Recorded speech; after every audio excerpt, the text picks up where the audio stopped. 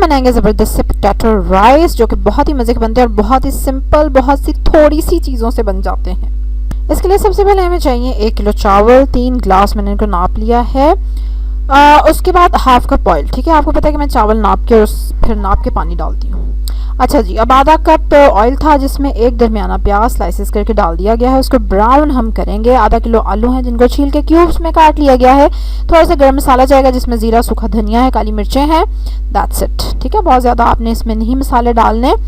अब आलू प्याज जब ब्राउन हुआ तो मैंने आलू डाल दिए, ठीक है। आलूओं को थोड़ा सा फ्राई करके 2 मिनट को, फिर उसमें गर्म मसाला डाल दिया है, नमक, लाल मिर्च, चाट मसाला और हरी मिर्च, ठीक है। क्वांटिटीज़ नीचे लिखी हुई है, मैं बता भी देती हूँ। 1.5 टेबलस्पून आपने नमक डालना है, 1 टीस्पून लाल मिर्चें डालनी है और 1 टीस्पून ही चाट मसाला और 2-3 हरी मिर्चें।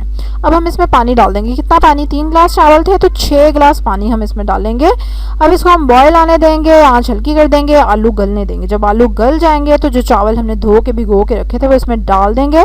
आंच को उसके बाद तेज़ रखेंगे जब आप चावल डालेंगे, और जब तक कि पानी खुश्क हो जाएगा उसके बाद आप दम लगा देंगे 3-4 मिनट के लिए और ज़बरदस्त से आलू राइस तैयार हो जाएंगे, जैसे कि आपको स्क्रीन पे नज़र आ रहे हैं।